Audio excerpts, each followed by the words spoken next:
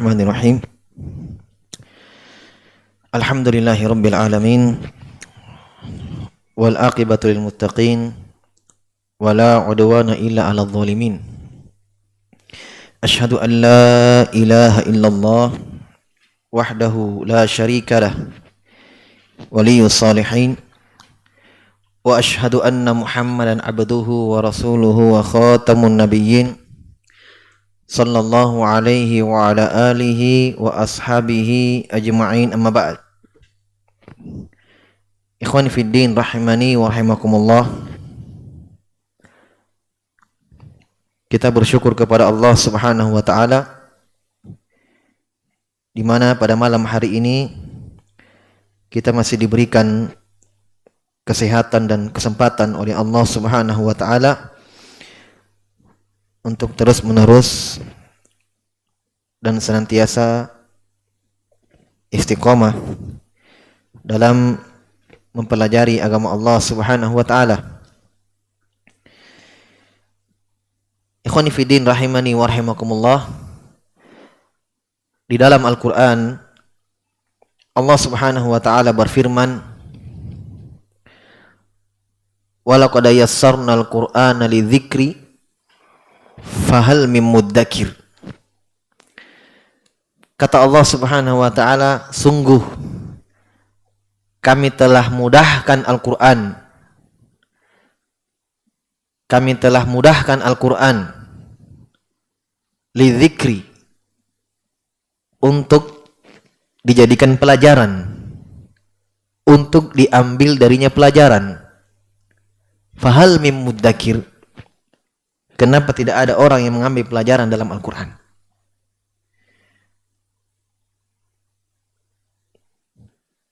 Dari firman Allah Subhanahu wa taala tersebut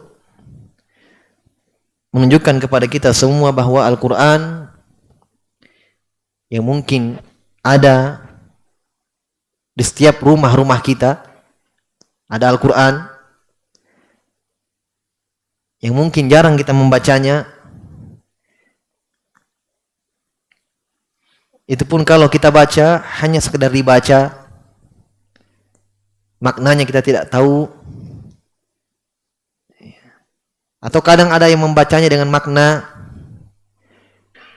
dia mengetahui maknanya tetapi tidak mengambil pelajaran darinya, dan seterusnya dari keadaan-keadaan manusia dengan Al-Quran. Oleh karena itu dalam Al-Quran Allah Subhanahu wa taala berfirman, wa qala ar-rasulu ya rabbi inna qaumi ittakhadhu hadzal qur'ana mahjura. Ketika seorang nabi, yaitu Nabi Muhammad sallallahu alaihi wasallam, seorang rasul berkata, ya Allah ya Rabbku, sungguh kaumku telah menjadikan Al-Quran ini sesuatu yang ditinggalkan, sesuatu yang dihijroi. Di antara maknanya dihijroi di sini adalah tidak membacanya, tidak mentadaburi maknanya, dan tidak memahami dan mengamalkannya.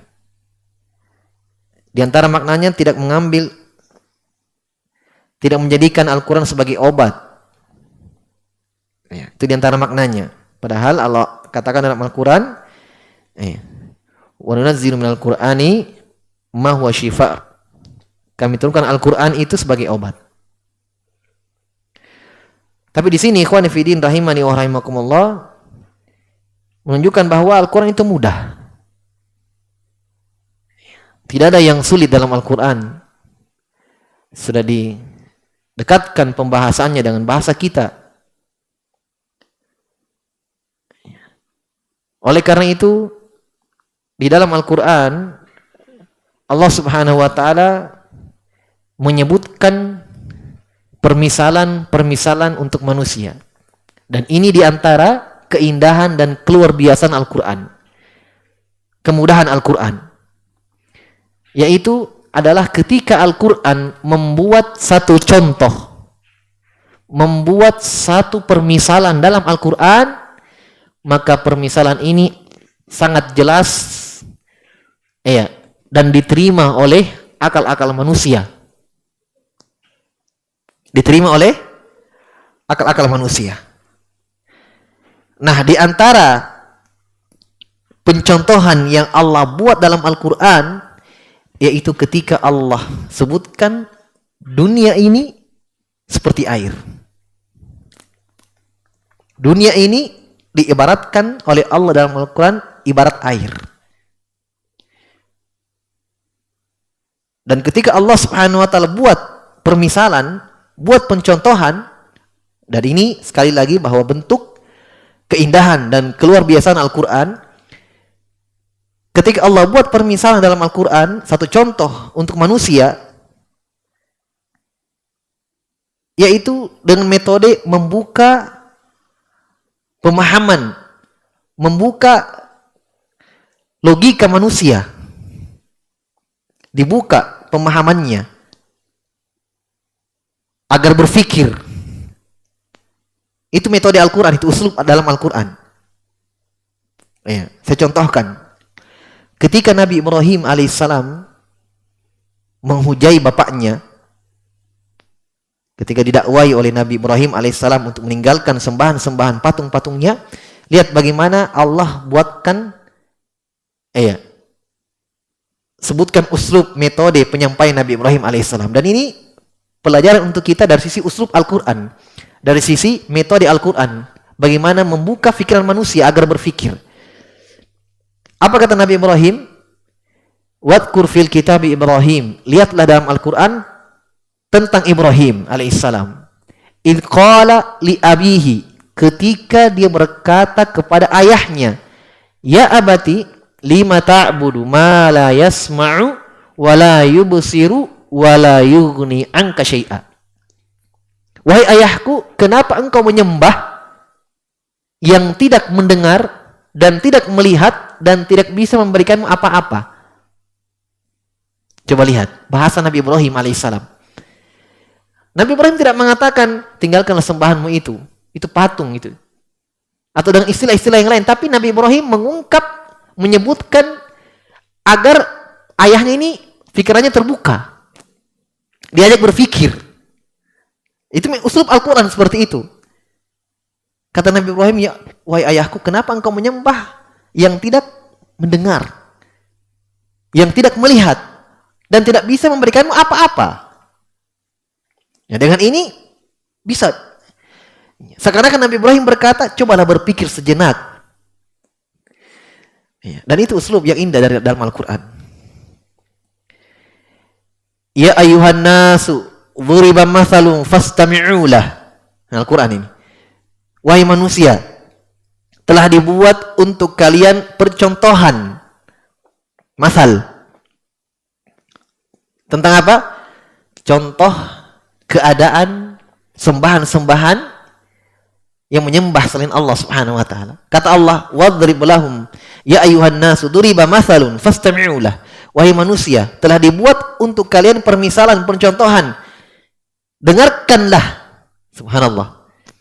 Dengarkanlah pencontohan ini. Innal ladzina tad'una min dunillahi la yakhluqu dzubaban walaw ijtama'u lah. Orang-orang yang menyembah kepada selain Allah, kata Allah, sungguh sembahan-sembahan mereka itu, entah itu yang menyembah patung, entah itu yang menyembah berhala, yang menyembah bebatuan, yang menyembah pepohonan, yang menyembah orang-orang yang sudah meninggal, minta kepadanya. Kata Allah, innal ladzina tad'una min dunillah la yakhluqu dzubaban walau ijtama'u lah. Sungguh yang mereka sembah itu la yakhluqu dzubaban, tidak mampu menciptakan walaupun seekor lalat.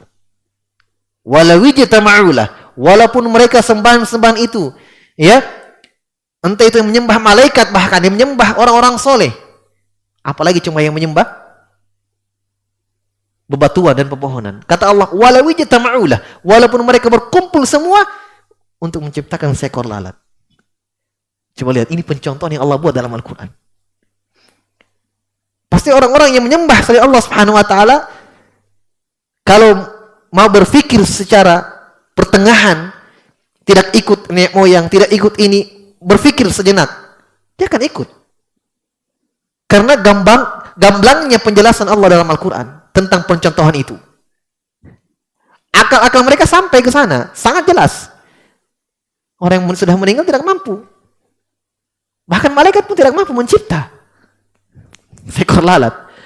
Allah buat binatang yang kecil. Bahkan di dalam ayat yang lain Allah jelaskan ma yamlikuna min qitmir. Sembahan-sembahan mereka itu tidak bisa mencipta, tidak bisa memiliki walaupun seperti kitmir. Kitmir itu lapisan selaput yang tipis ketika kita makan kurma. Di atas bijinya ada selaput tipis warna putih, itu kitmir. Kata Allah Subhanahu wa taala, mereka tidak mampu menciptakan walaupun seperti itu. Subhanallah, ini darbul amsal namanya.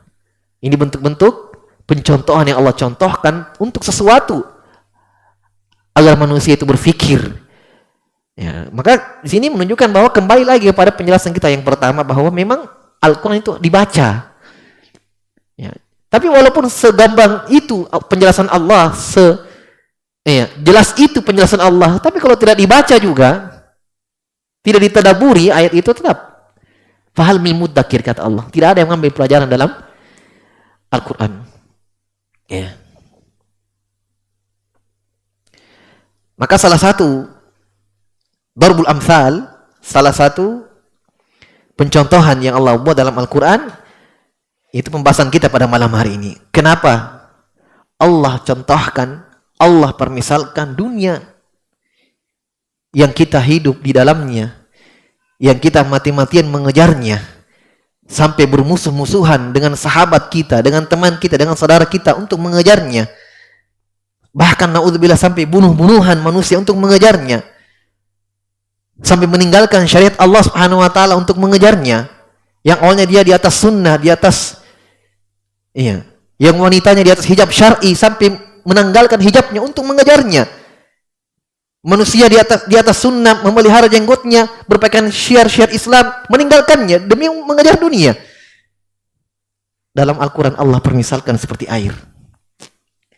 Yang kita bahas adalah kenapa air. Ini pembahasan kita. Kenapa air? Kenapa bukan yang lain?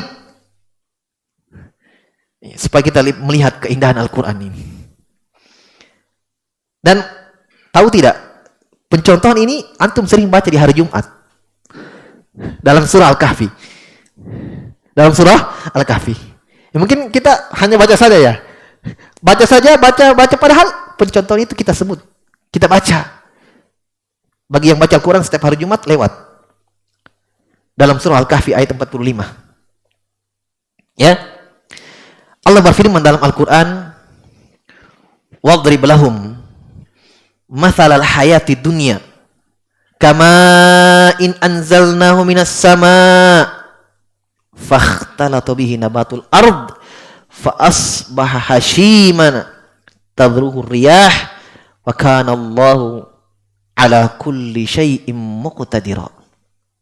Dalam surah Al-Kahfi ayat 45 Allah berfirman, buatlah contoh untuk mereka.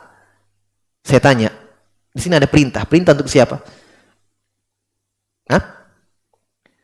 Buatlah. Siapa ini perintah buatlah? Kepada siapa Al-Quran ini turun? Nabi kita Muhammad SAW. Berarti yang diperintah dalam Al-Quran ini siapa? Muhammad SAW, Nabi kita. Buatlah wahai Muhammad untuk mereka. Mereka siapa? Kita. Umatnya. Jadi diperintah Nabi SAW untuk membacakan kepada umatnya, untuk memahamkan kepada umatnya apa yang setelahnya. Itu hakikat dunia. Subhanallah. Makanya kalau kita lihat hadits-hadits, betapa gamblangnya, betapa jelasnya Nabi SAW menjelaskan, bahkan berulang-ulang Nabi jelaskan di depan para sahabat tentang dunia. Kenapa? Perintah Allah memang seperti itu. Di pasar Nabi lewat dengan sahabat.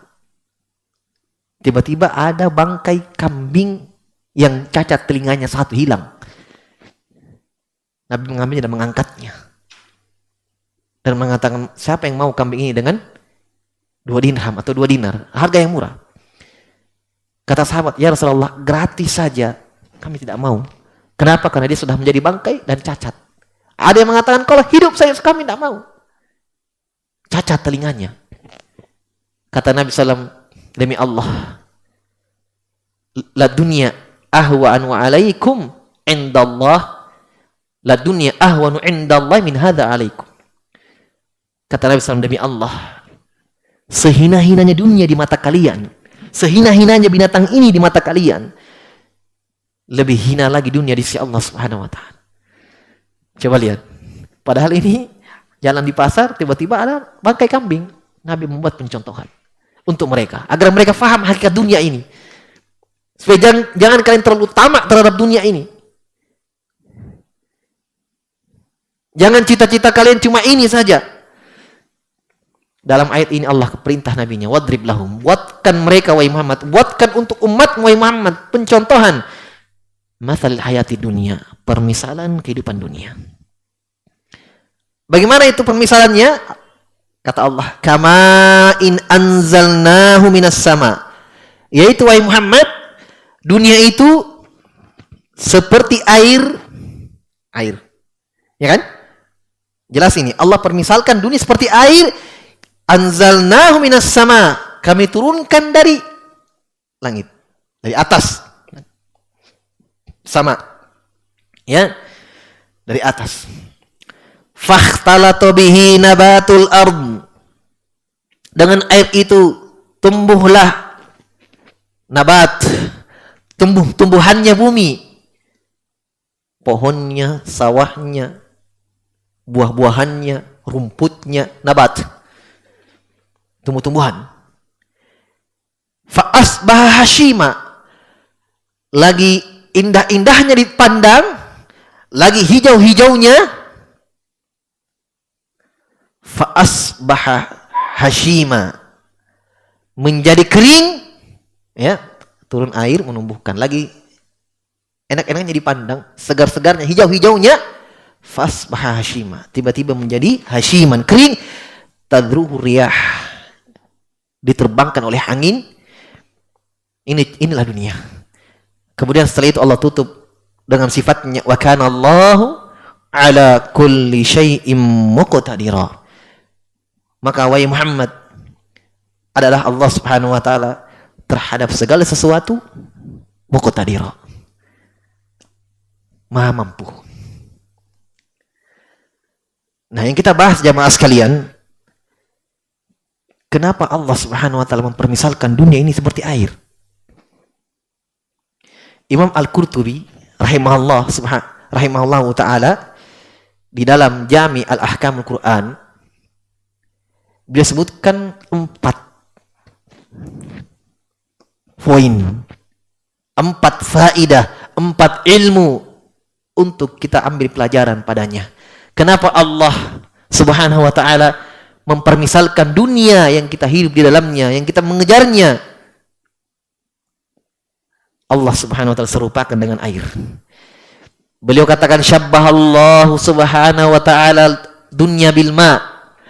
Allah miripkan, Allah serupakan, Allah contohkan dunia seperti air. Pertama, li'annal ma la yastakirru fi mawdi'in. Kadzalika dunya la tabqa ala halin wahidah.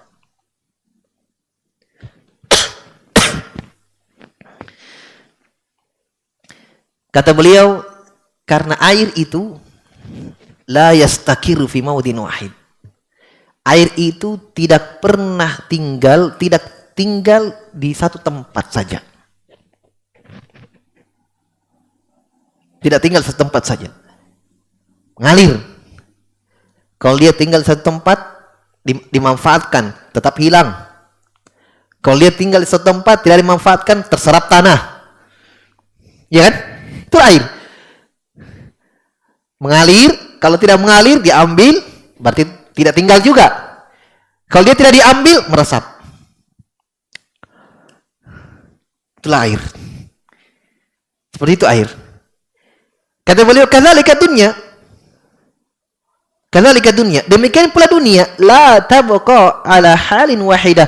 Dunia itu tidak pernah tinggal dalam satu keadaan. Iya. Itulah dunia. Iya. Kita manusia tidak ada yang keadaan Dia dengan dunia seperti itu terus. Ya kan? Tapi seperti itulah, berputar. Wa tilkal ayyam nudawiluha bainan nas. Itulah hari-hari yang kami putarkan terhadap manusia. Iya. Tidak ada yang seperti itu terus dunianya. Ada saat-saat dia bangkrut. Ya. Ada saat-saat dia ekonominya naik. Ya. Ada saat-saat dia stabil. Ya. Ada waktu-waktu dia ditipu misalnya, gagal dalam panennya misalnya bagi petani dan seterusnya. Tidak ada yang tinggal dalam satu keadaan.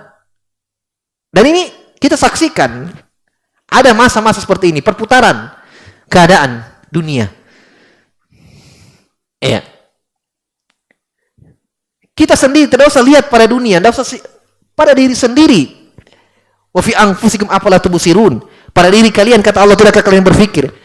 Sekarang kita lihat diri kita, apakah tetap tinggal seperti itu dalam keadaan bayi? Bayi terus? Tidak kan? Iya. Bayi lemah.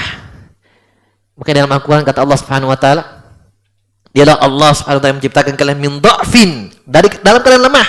Tsumma ja'ala min ba'di dha'fin quwwah, tsumma ja'ala min ba'di quwwatin dha'fan wa syaibah. Kata Allah, demikianlah Allah ciptakan kalian dalam keadaan lemah bayi. Kemudian dari lemah itu Allah ganti. Allah jadikan kalian kuat masa muda. Kata Allah, semua setelah masa muda itu mimba di kuat dha'fan. Setelah masa muda itu puncak-puncak kekuatannya 30 tahun, 40 tahun. Setelah itu kata Allah Subhanahu wa taala akan menjadikan setelah kekuatan itu dha'fan wa syaibah, lemah lagi menjadi orang tua. Kembali seperti bayi. Penglihatan rabun, kerjanya cuma tidur, kembali seperti itu. Itulah dunia jamaah sekalian. Tidak ada yang tetap pada satu keadaan. Dia hidup terus, tidak. Walladzi khalaqal mauta wal hayata liyabluwakum ayyukum ahsanu amala. Dialah Allah yang menciptakan kehidupan dan kematian untuk menguji kalian, membala kalian siapa di antara kalian yang paling baik amalannya. Tidak ada yang ada lahir saja terus, lahir seperti itu tidak, tapi ada yang namanya kematian. Setelah kematian ada namanya hari berbangkit. Itulah kehidupan dunia. Jadi intinya dunia itu seperti air. Tidak tinggal pada satu keadaan, tidak ada yang paten. Tidak ada yang seperti terus menerus. Tidak ada keadaannya. Tidak ada seorang itu di atas nikmat terus. Pasti dan pasti diputarkan oleh Allah Subhanahu wa taala. Ada saat-saat dia harus menanggung musibah. Ada saat-saat dia harus bersabar di situ. Ada waktunya. Tidak ada juga orang yang menderita terus. Tidak ada. Ada saat-saat dia merasakan kenikmatan. Minimal kalau tidak di dunia ini dia menderita terus, di akhirat dia akan merasakan kenikmatan di surga. Ya kan? Berarti intinya tidak ada yang seperti itu terus. Iya. Itu pun di dunia tidak ada yang seperti itu menderita terus. Ada yang namanya kegembiraan. Ada yang namanya kesenangan. Itulah dunia. Jadi wajar kalau Allah serupakan dengan air. Karena dunia itu tidak ada yang tetap seorang pada dunia ini. Entah itu keadaan ekonominya, entah itu kenikmatan atau kesenangannya atau musibahnya, kesulitannya, tidak ada. Setelah kesulitan ada kemudahan. Inna ma'al usri yusra, kata Allah. Sungguh kesulitan, setelah kesulitan ada kemudahan. As-Sa'di dalam tafsirnya mengatakan, seandainya kesulitan itu masuk ke lubang biawak, maka kemudahan akan masuk dalam lubang itu dan mengeluarkan kesulitan itu. Saking pastinya datang kemudahan di balik kesulitan. Kata Sa'di rahimahullah dalam tafsirnya, seandainya kesulitan itu menjadi sesuatu yang bisa masuk ke dalam lubang biawak, maka kemudahan akan mengejarnya dan mengeluarkan dia dari lubang itu. Karena janji Allah. Sesulit-sulit apapun keadaan kita, yakin di balik itu ada kemudahan. Tinggal percaya saja kepada Allah Subhanahu wa taala dan usaha. Hanya dilihat, disitulah besarnya iman, besarnya penyandaran diri kepada Allah Subhanahu wa taala, husnudzon kepada Allah, berprasangka baik kepada Allah Subhanahu wa taala. Iya. Makanya kalau kita melihat bagaimana wali-wali Allah Subhanahu wa taala di dalam Al-Qur'an, keadaan sesulit-sulit tidak pernah mungkin kita dapatkan keadaan sesulit itu. Maryam alaihissalam kenapa berani keluar membawa anaknya di tengah kaumnya, tidak pernah tersentuh laki-laki. Allah perintahkan dia. Nabi Ibrahim alaihissalam kenapa berani ketika mau dibakar? Nabi Yakub alaihissalam kenapa tidak pernah berputus asa kepada Allah Subhanahu wa taala untuk mencari anaknya Nabi Yusuf? Nabi Muhammad sallallahu alaihi wasallam kenapa tidak takut ketika dikejar oleh orang Quraisy di dalam gua? Hampir terlihat sudah mau dibunuh, tapi sama sekali tidak ada ketakutan dalam hatinya. Kata para ulama cuma satu saja, husnudzon billah. Karena prasangka baik mereka kepada Allah Subhanahu wa taala. Hanya itu. Dikeluarkan dari kesulitan itu. Dikeluarkan dari kesulitan itu. Datanglah kemudahan. Datanglah kemudahan. Ya. Jadi ini pelajaran pertama yang Imam Qurtubi sebutkan. Kenapa dunia Allah ibaratkan seperti air? Apa tadi? Coba ulang. Karena dunia itu, karena air tidak tinggal pada satu tempat. Seperti itu dunia. Dunia tidak ada yang tetap seperti itu pada manusia. Selalu diputar balikkan. Berganti keadaan dunia. Yang kedua, wali annal ma'a yadhhabu wa la yabqa. Fakadzalika dunya tafna wa la tabqa. Yang kedua, kenapa dunia diibaratkan oleh Allah dalam Al-Qur'an seperti air? Karena air itu selalu pergi. Selalu menguap, selalu es saja air dikeraskan jadi es, pergi. Ya kan? Didiamkan di tanah, hilang. Meresap. Ditampung ternyata untuk dipakai mandi. Itulah dunia, itulah air. Fakadzalik kata Imam Qurtubi rahimahullah dalam Jami' Ahkam Al-Qur'an, fakadzalika dunya tafna wa la tabqa. Demikian pula dunia. Dunia itu tidak kekal. Tidak kekal.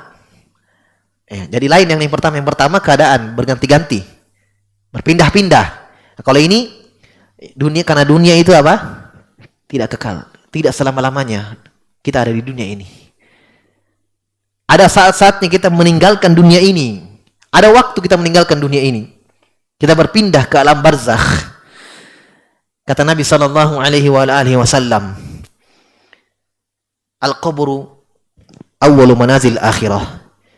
Alam barzakh, alam kubur adalah fase pertama kehidupan akhirat. Fase pertama kehidupan akhirat. Oleh karena itu di dalam hadits-hadits yang banyak Nabi sallallahu alaihi wasallam memahamkan para sahabat. Bahkan dalam Al-Qur'an, di dalam Al-Qur'an kata Allah Subhanahu wa taala, ya'lamuna zahiran minal hayatid dunya wa hum 'anil akhirati ghafilun. Mereka paham tentang perkara-perkara dunia, yang nampak dari perkara-perkara dunia, wa hum 'anil akhirati ghafilun, tapi dari akhirat mereka lalai. Dari akhirat mereka lalai. Tetapi pada dunia yang fana ini, yang akan pergi meninggalkan ini, atau kalau tidak dia meninggalkan dunia, maka mereka faham. Ini yang kedua. Jadi kenapa Allah Subhanahu wa taala mengibaratkan seperti air? Karena air itu selalu pergi, selalu hilang. Itulah dunia. Dunia itu tidak kekal, akan hancur. Asalis yang ketiga, wali annal ma'a la yaqdiru ahadun ay yadkhulahu wa la yabtal wa kadzalika dunya la yaslam ahadun min fitnatiha wa afatiha. Masya Allah. Kenapa Allah Subhanahu wa taala menyerupakan, mempermisalkan dunia seperti air? Karena air itu tidak ada salah seorang pun di antara kita yang kalau masuk ke dalam air tidak ada sama sekali yang tidak basah. Ya kan? Kalau masuk ke dalam air, maka tidak ada yang mampu tidak basah. Kalau masuk ke dalam air pasti basah. Kata beliau, wa kadzalika dunya, demikian pula dunia. La yaslamu ahadun min fitnatiha wa afatiha. Kalau sudah terjerumus ke dalam fitnah dunia, kata beliau, tidak ada yang bisa selamat dari fitnahnya dan dari kerusakan-kerusakan fitnah dunia. Terikat dengan dunia.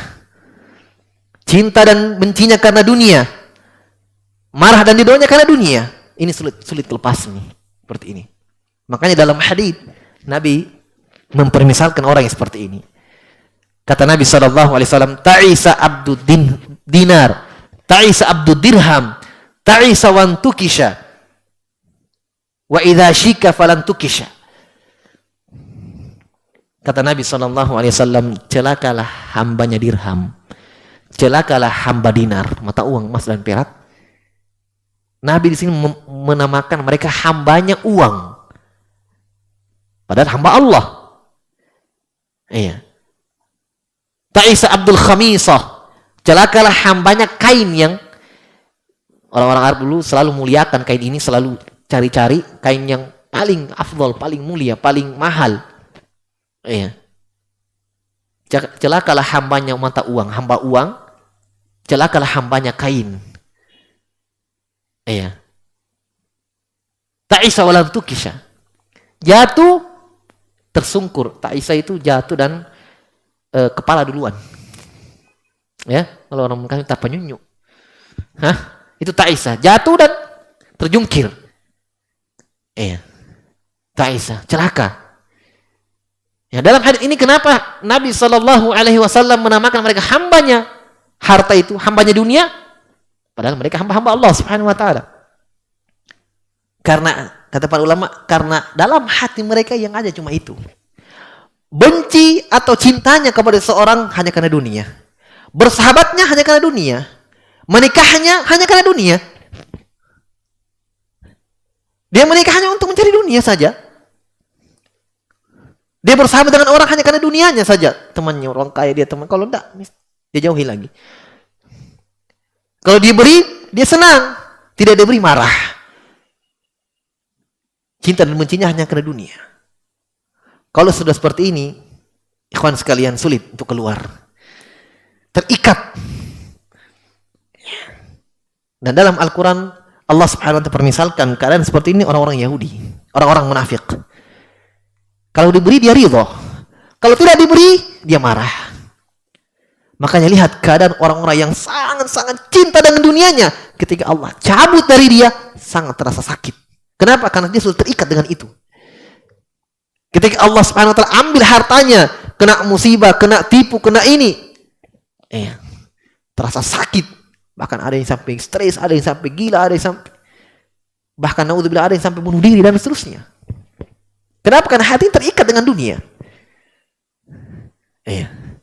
Ini fitnah dunia. Oleh karena itu, subhanallah, dalam hadits, wa kullu ummatin fitnah wa fitnat ummatil mal. Kata Nabi SAW, semua umat ada fitnahnya. Semua umat ada fitnahnya. Dan fitnah umatku adalah harta. Dan fitnah umatku adalah harta. Dan ini terlihat dalam satu kisah yang sangat indah sekali, bahwa habis sholat Nabi SAW mengimami sahabat. Kemudian Nabi berbalik ke belakang, melihat sahabat lari. Saat sholat langsung lari. Lari apa? Menjemput Abu Ubaidah bin Jarrah yang pulang membawa harta rampasan perang, ghanimah, upeti, dari Bahrain, menang. Jadi bawa harta. Kamu dibagi nih. Sahabat yang setelah sholat, langsung Nabi tersenyum melihat keadaan sahabat. Lihat ya, ini keadaannya sahabat yang manusia termulia setelah Nabi dan Rasul. yang melihat Nabi yang terdidik dari tangan Nabi SAW, lari menjemput Abu Ubaidah dan bawa harta. Iya, maka Nabi mengatakan kepada mereka, mal faqru akhsha alaikum, bukan kemiskinan yang saya takutkan kepada kalian. Nabi melihat, wah ini bahaya, ini sahabat. Karena tidak diingatkan. Maka Nabi peringatkan dengan keras. Bahasanya seperti lembut tetapi keras dan menghantam sahabat. Kata Nabi SAW, mal faqru akhsha alaikum, bukan kemiskinan yang saya takutkan kepada kalian, bukan. Saya tidak khawatirkan kalian miskin sepeninggalku nanti. Karena memang kita sudah keadaan seperti ini. Jadi ketika saya meninggal kalian miskin, saya tidak takut dengan itu. Ya, ini maksudnya kan Nabi sangat mencintai dan menyayangi sahabatnya, umatnya. Allah sudah sifatkan Nabi SAW dalam Al-Quran, azizun alaihi ma'anittum, harisun alaikum bil mu'minina raufur rahim. Nabi itu azizun alaihi ma'anittum, sangat berat beliau terhadap apa yang memberatkan umatnya.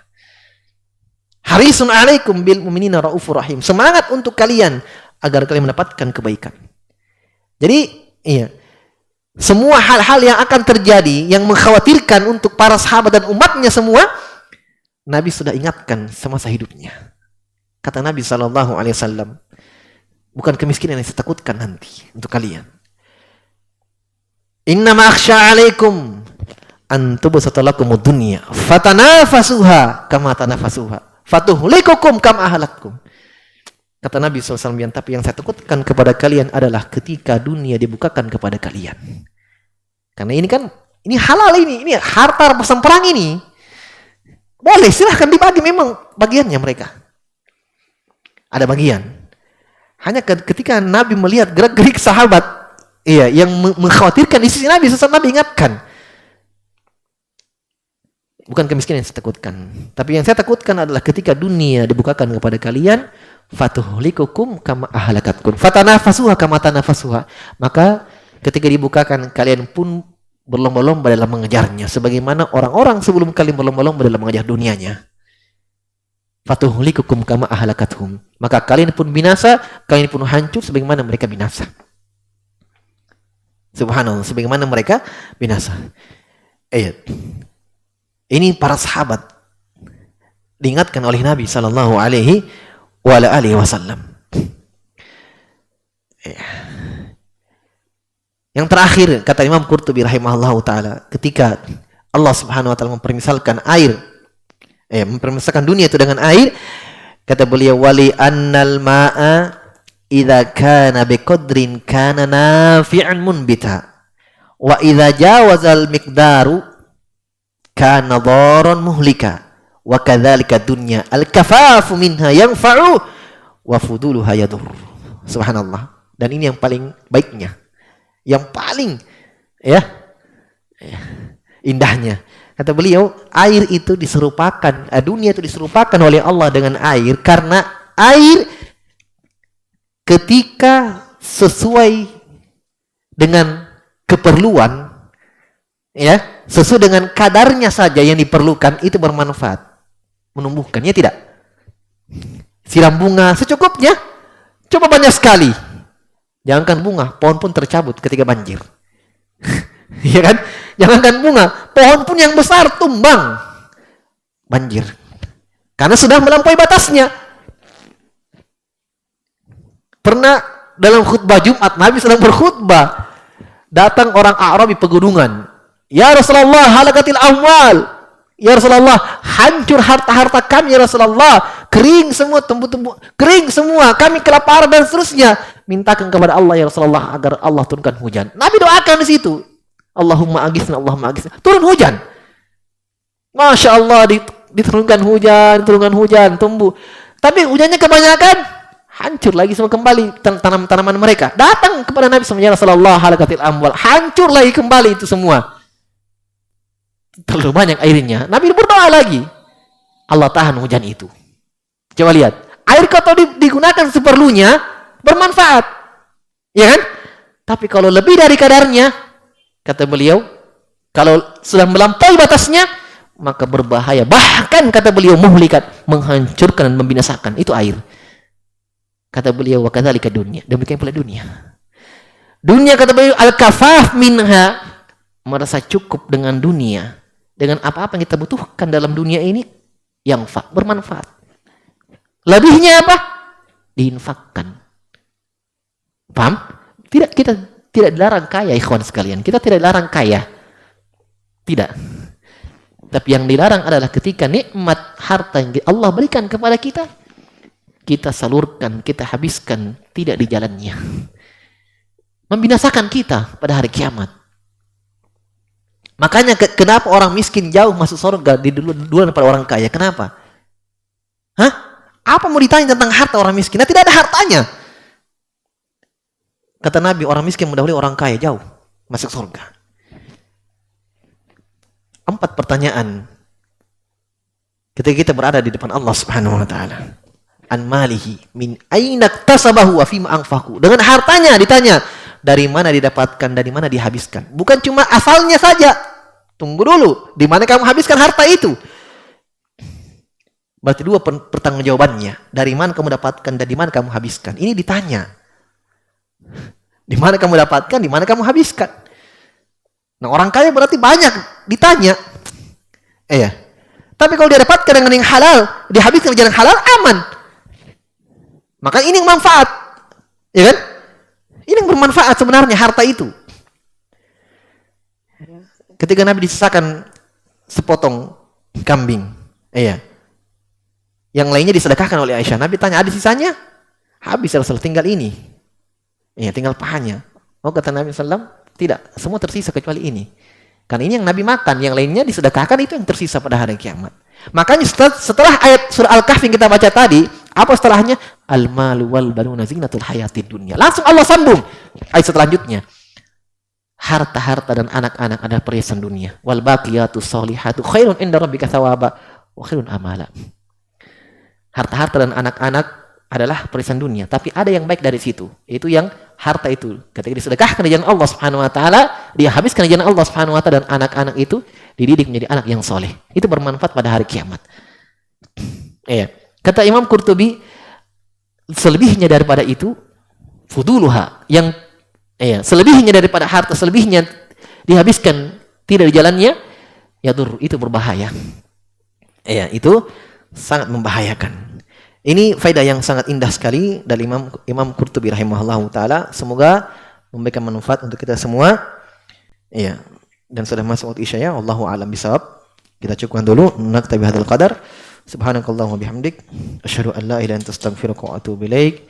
Wa akhiru da'wana alhamdulillahirabbil alamin.